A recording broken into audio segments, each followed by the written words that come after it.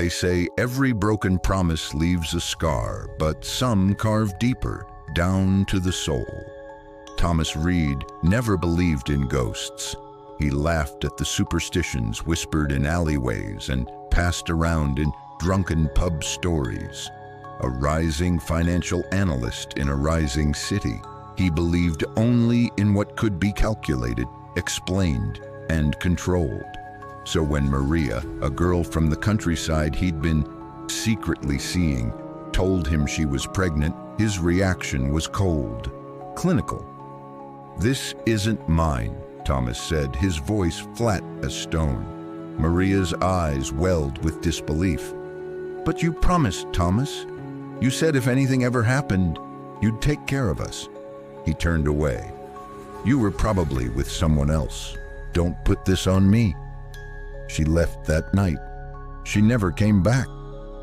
2 months later, Thomas received a message from a mutual acquaintance, short, emotionless. Maria passed away, complications from childbirth. The baby lived only 3 hours. Thomas read the message twice, then deleted it. He didn't tell anyone. He poured another drink and went back to work. But that night, sleep didn't come easy.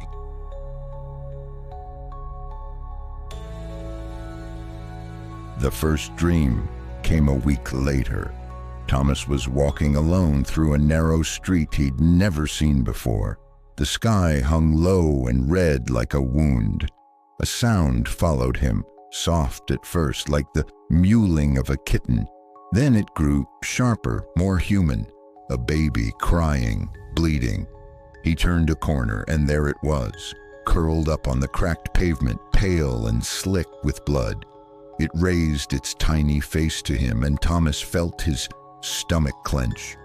The eyes weren't just crying, they were accusing. "Why didn't you come?" the baby sobbed. Its voice was distorted, too clear for such a small mouth. He woke drenched in sweat, sheets twisted around him like vines. The clock blinked, 3:33 a.m. The next night, the dream returned, and the next, and the next. Each time, the baby was closer. By the 5th night, Thomas began noticing strange bruises on his arms, finger marks, small, delicate like a child's grip. He started locking his bedroom door, as if that could keep the nightmare out. He took sleeping pills, drank more. He called in sick to work with excuses about the flu, anxiety, migraines. Anything to avoid explaining the hollow look in his eyes and the bags blooming beneath them. But the dreams didn't care. In one, he opened the front door and found the child standing there, swaddled in a blood-soaked blanket. It reached up to him. "Daddy!" The words scraped across his ears like rusted nails. He screamed awake, only to find himself standing in front of the real door, still locked, his hand outstretched toward the knob.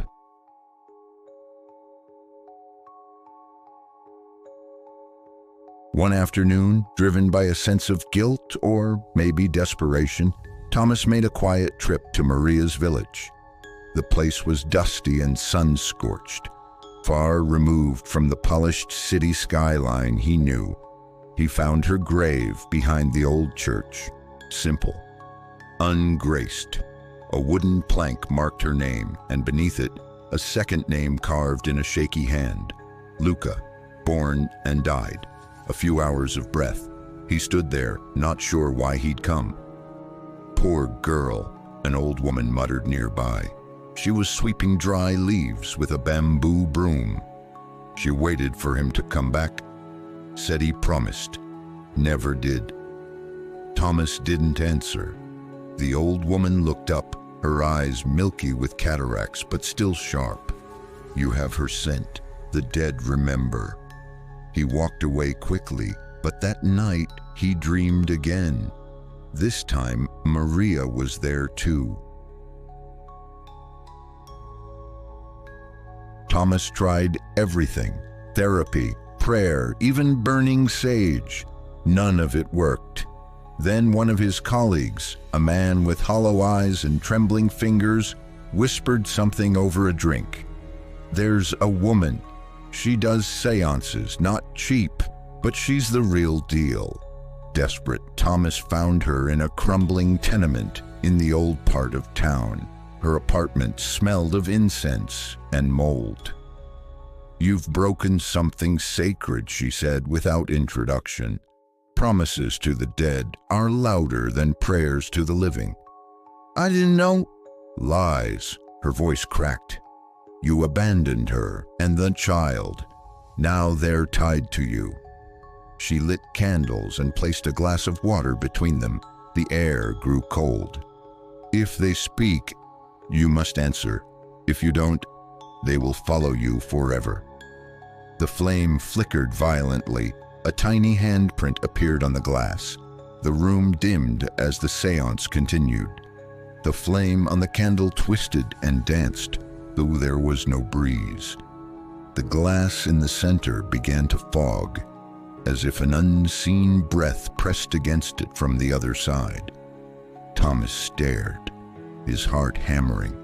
The medium's eyes rolled back into her head. Her lips parted, and a voice came out that was not her own, a child's voice, software wet with tears. "Daddy, why?" Thomas jolted, the sound stabbing straight through his skull. "I didn't know. I was scared," he cried. The candle flared blue. Another voice emerged, deeper this time. Maria's, cold, cracked. "You left us to die, alone." "I made a mistake," Thomas whispered. "I didn't mean for it to happen like this."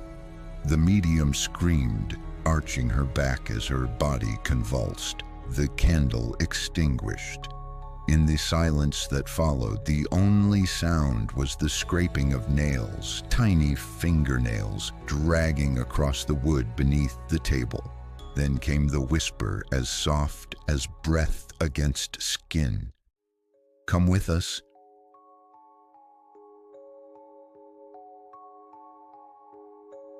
Thomas awoke in his apartment, unsure how he got there. The seance woman was gone. No trace of her. Her number disconnected. The building she lived in burned down 5 years ago, the neighbors said, but the dreams had stopped. For a while, he thought maybe the ritual had worked. Until one night, standing shirtless in front of his bathroom mirror, he saw something just above his heart. A bruise, small, dark, in the shape of a child's hand.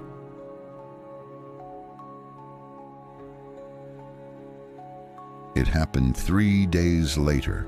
Thomas was walking through a crowded plaza in broad daylight. The sun was high, people were bustling. Then, without warning, he stopped mid-step and clutched his chest. His eyes widened in horror. He began to scream, not in pain, but in pure terror. "I see him! I see him! The baby, he's here!"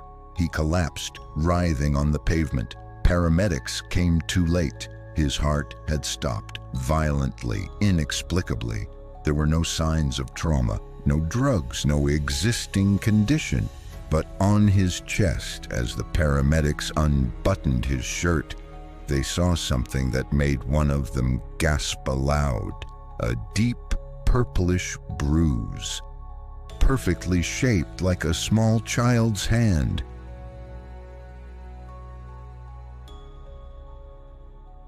Thomas was buried quietly. No family came to the service, no friends, just a few confused co-workers and the priest who crossed himself twice before laying the final handful of earth.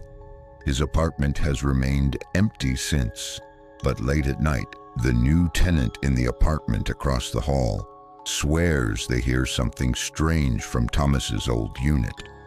A baby's cry, faint, wet, bleeding, and sometimes, if you stand close to the mirror in the hallway, you might see a tiny handprint form in the fog right over your heart.